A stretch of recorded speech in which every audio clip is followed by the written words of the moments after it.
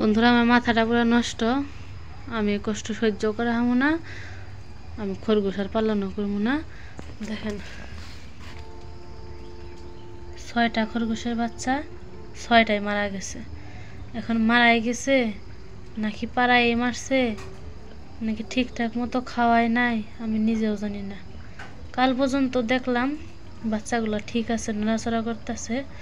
আজকে সকালেও খেয়াল করতেছি, কারণ বাচ্চা তো লুমের মধ্যে থেকে দেখা যায় যে লুম নড়ে। তো সকালেও খেয়াল করছি যে নড়তেছে না, তাড়াহুড়োর জন্য তো দেখতে পাইনি। তো এখন ভাবলাম যে একটু দেখি তো লুমগুলা সরায়। তো লুম সরাই বাচ্চার খুঁজে পাইতেছি না। এখন দেখি নিচের দিকে মানে খেয়ার আসছিল, লুম আসছিল, আর নিচে ময়রা রয়েছে, উপরে লুম দিয়ে মানে পাড়া পাড়া দাগ বুঝাই যাইতেছে। এমনিতে লুমগুলো আগলা আগলা থাকে আর দলা দলা হয়ে রয়েছে।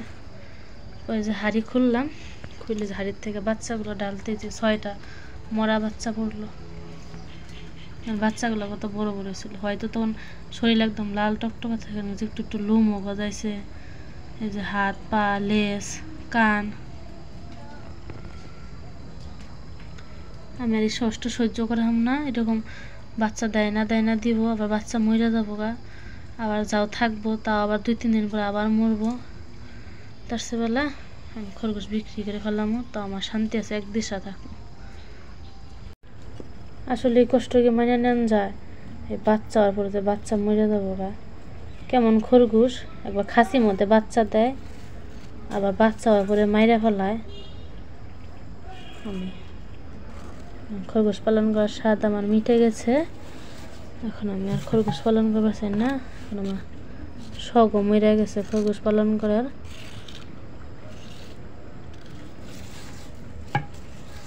কালকে পাইকার খবর দিয়া বেচালাম। যাও যাও গা তোমরা। ওই যে কয় না কি জানি, দুষ্ট গরুর উঠছে শূন্য গোয়াল ভালো। তো আমার খাসা খালি থাকুক তাও আমার ভালো। কালকে পাইকার খবর দিয়ে খরচগুলো বিক্রি করে দেব। আমি অশান্তি, আমার সহ্য হবো না, ভালোও লাগবে না। শালা শয়তানেরা, শয়তান খরচ থাকিস। আজকে তুঙ্গর শেষ, বুঝো নাই? কালকে বিছালাম তুঙ্গরা, আর আমি পালবার চাই না। বন্ধুরা, খরগোশগুলোর দানা যে কয়দিন আমার এখানে আছে তার আগে চাইলেও আমি বিক্রি করতে পারবো না। তো 7 দিন আগের ঘটনা, যে বাচ্চাগুলো মারা গেছে, তারপর তো মনের দুঃখের আগে খরগোশগুলো বিক্রি করতে চাইছি। তো পরে ভেবে দেখলাম যে না, বিক্রি করাই ভালো হবে। পরে পাইকারেও ফোন দিছি, কিন্তু পাইকার আসি বলে আর আসে নাই। তো 7 দিন হয়ে গেল। যাই হোক, এখন কখন যে আসবে, আজকে হাটে দিতে চাইছিলাম, তো হাটেও পাইকার আসে নাই। হয়তো ঠান্ডার দিনের জন্য হয়তো এরকম হয়েছে।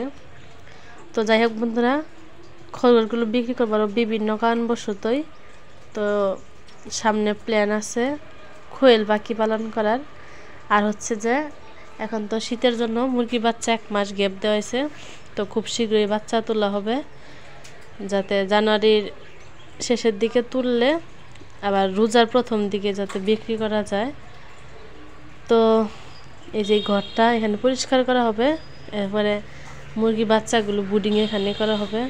তো খরগোশের খাঁচিটাও এমনি তো সরানো লাগতো। আর এই যে বাচ্চা মাইরে ফেলায়, বাচ্চা দেয় না ঠিকঠাক মতো, আবার প্রতিদিন 1 বালতি করে ঘাস তোলা, এটা আমার জন্য একটু বেশি কষ্ট হয়ে যায়। যাই হোক, সব মিলেই আমি খরগোশগুলো বিক্রি করে দেব। আর এই বাচ্চা হওয়ার পরে যে মারা যায় চোখের সামনে, এটা আমার আরও বেশি অসহ্য। তো সব মিলেই দেখা যাক কি হয়। তো এটাই ভাবতাছি যে পরের দিনই খরগোশ বিক্রি করে দেই, আর এখনও বিক্রি করতে পারলাম না। মানে যে কয়দিন খরগোশের দানা আমার এখানে আছে, সেই কয়দিন খরগোশগুলো এখানে থাকবেই। তো যাই হোক, আজকে খরগোশ নিয়ে আপনাদের শেয়ার করলাম।